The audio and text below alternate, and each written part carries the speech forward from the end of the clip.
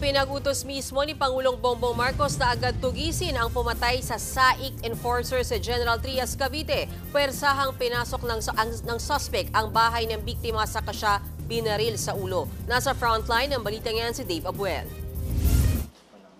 Personal na nakiramay si Transportation Secretary Vince Dizon sa pinatay na enforcer ng Special Action and Intelligence Committee for Transportation o SAIC na si Hervin Cabanban. Ayon sa kalihim, nakarating na mismo kay Pangulong Bongbong Marcos ang karumal-dumal na krimen. I-report ko na kay Presidente kanina ito.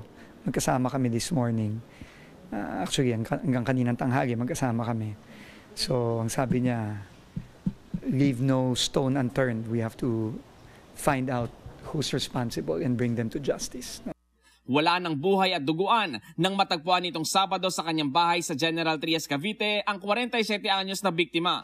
Kwento sa News 5 ng kapatid ni Cabanban, 3 bala sa ulo at daplis sa balikat ang tinamo ni Cabanban. Nakuna naman ng News 5 ang nasirang doorknob ng bahay ng biktima. Senyales daw na punersa ang pinto. Tinadyakan yung door, sir. Siguro isa lang yun pag malaking tao. Trabaho ang isa sa mga tinitingnang motibo ng kaanak ni Cabanban sa pagpatay sa kanya. Sa akin lang kung ano man naging kasalanan noon, hindi naman siguro dapat ganunin. Kasi tumutupad lang yan sa trabaho. Makikipag-ugnayan na rin ang DOTR sa National Bureau of Investigation o NBI at kay Interior Secretary John Vic Remulla para sa mas malalimang investigasyon. Pag-aaralan din ng ahensya kung paano masisiguro ang kaligtasan ng kanilang enforcers. Ang SAIC naman, tiniyak na hindi sila papatinag sa kabila ng pagpaslang sa isa nilang tauhan. Patuloy din daw silang magbibigay serbisyo sa bayan.